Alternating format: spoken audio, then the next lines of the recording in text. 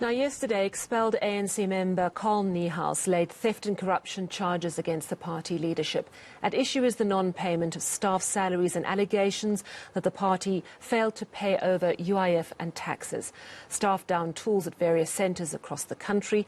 But I'm joined now by Mvusi Mdala, chairperson of the ANC Staff Representative Committee, to tell us exactly what is going on. Thank you so much for your time. We have heard over the past few days that some salaries have been paid.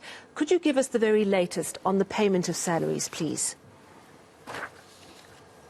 Good evening, Sally and eNCA viewers. At this stage, we still have about 70 staff members who have not received their July salaries. That is where we are at this stage. And how many staff are we talking about in total? No, I'm saying 70 of our staff, about 70, have not received their salaries, and then the rest have received their salaries. And am I right that you've got a staff complement in total of around 247, is that correct? Yes, that's correct. All right, so it's still almost something like a third who have not received salaries. And it's not just July salaries, am I right? Are we talking about salaries over previous months as well? We are talking about the July and August salaries. Okay. So what's the situation with August salaries? Have those been paid? We have been promised that our salaries will be paid this week, but to our surprise, not all of us have received salaries for July. And then also we have been promised that by the end of this month, we are going to get our August salaries. That's where we are at this stage. So things are really quite far behind. How bad has it been for ANC staff to be put into this financial predicament? It has been very bad because some of our staff members, if I can just raise one aspect, that their kids are unable to go to school. We are towards the end of the year where exams are about to start. And then these learners from ANC staff members who are not attending, there is no program that is there for them to catch up. We are worried about the impact that is going to have on them in terms of progressing to the next grade, having not attended and missed number of days without going to school because their parents are unable to pay for transport and give them money for lunch. And yeah. Oh, this is really heartbreaking and absolutely distressing to hear. What is the ANC management saying to you about why they're not paying you and what they're going to do about it? The management of the ANC is saying that the ANC is in a financial challenges currently because of the party funding, but they are busy with plans that are going to ensure the problem is addressed permanently. Unfortunately, those plans have not been presented to us so that we can understand and believe that really there is something, but we continue to hope that there is going to be a solution on this matter that is affecting us currently. So on earlier this week, Carl Niehaus, and we know he's been expelled from the ANC, but he and another ANC staff member, went and laid charges against the ANC management. And Pulemabe was quite adamant that Carl Niehaus doesn't speak for any staff within the ANC. Is Pulemabe correct there? Yes, Comrade Pulemabe is correct that Carl Niehaus was not speaking on behalf of the ANC staff. ANC staff is capable of speaking on their behalf on any issue that affects them. So what are your options now? We have seen that you know, you've raised this very vocally, but clearly it's a very distressing situation.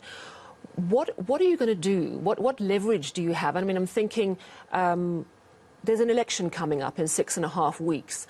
What are staff threatening to do? Are there any threats of a strike, or are you just going to carry on in good faith? We had the meeting as a staff of the ANC today and discussed the issue extensively. and resolved that because we are revolutionaries of the ANC and also we believe in one of the values of the ANC of selflessness, that the election that is confronting us today is bigger than our problem. Therefore, we have resolved to suspend our industrial action to focus on election work and to ensure that the ANC receive decisive election victory on the 1st of November.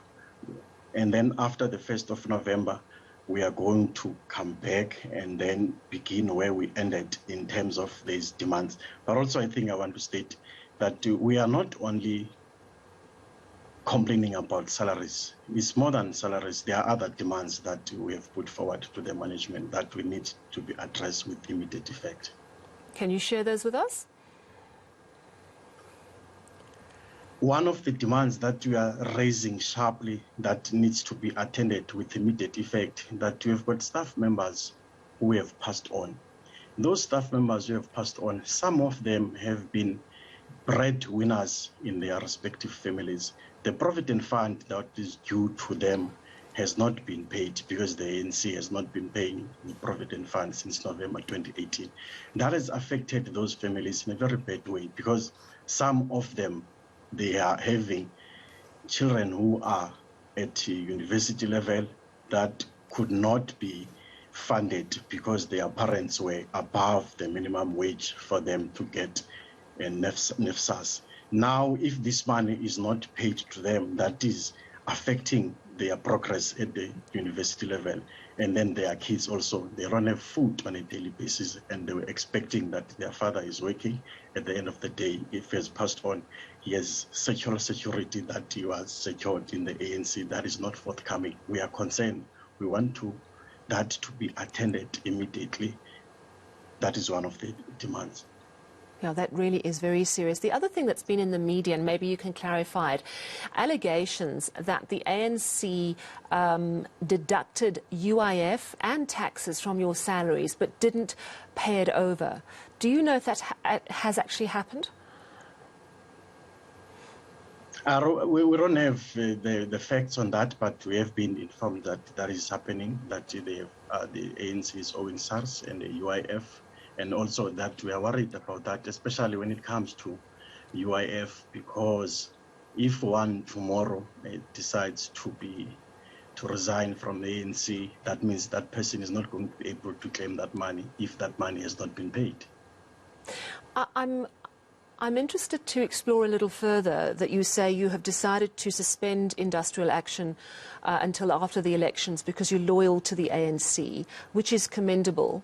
However, at the same time, you're telling me that children are not eating, children are not getting educated. Why are you so loyal in the face of what seems to be a betrayal of staff and their families? You must remember, first and foremost, we are members of the ANC before we become staff members. Therefore, we believe on the objectives of the ANC, that the challenges of this country that face the people of this country will be addressed by not any other party but by the ANC. Therefore, our challenges at this stage are not more than important than the challenges that are faced by the country. That is why earlier on I'm saying that we took these demands based on selflessness, and then to say that the better life for all of this country, if we don't participate in this election to ensure that the ANC wins state power, our people will continue to be poor. If the party cannot get its house in order to pay its loyal, hard-working staff, do you really think they are fit to govern?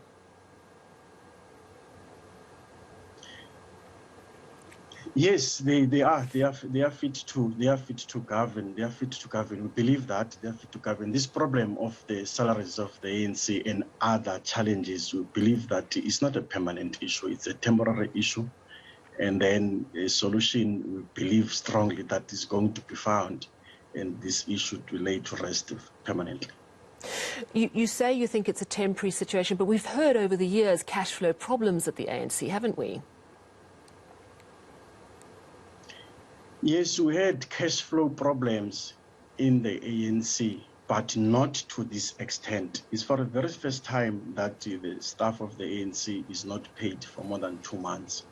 Also, I think I want to state it clear, because comparing the state of the affairs in the ANC and running the country are two different things, because the country in terms of South Africa is one of the biggest and the richest country in Africa. Therefore, in terms of its economy, there is enough money to address the challenges that are confronting the people of this country. What is the explanation you're given for them not having enough money to pay you? Is it because of the Political Party Funding Act, which now means complete transparency, or are there other reasons? In the main, what is being advanced to us is the Party Funding Act, because the donors don't want to declare. Although that is being raised, to us, we don't believe that is the real problem.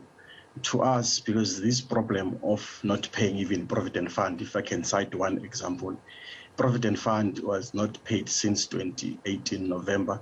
There was no Party Funding Act. To us, we believe that there's a challenge of mismanagement of finances. That is the main problem why we are where we are today. Mismanagement for what reason? I mean, are we talking about possible corruption concerns or just simply bad planning? No corruption. We are talking about bad planning. Bad planning, that is the main issue here, bad planning. Taking wrong decisions that are short-sighted, that are not looking at the future. So when are you expecting to be paid? Let's just focus on what you're expecting next and the next thing that's going to happen.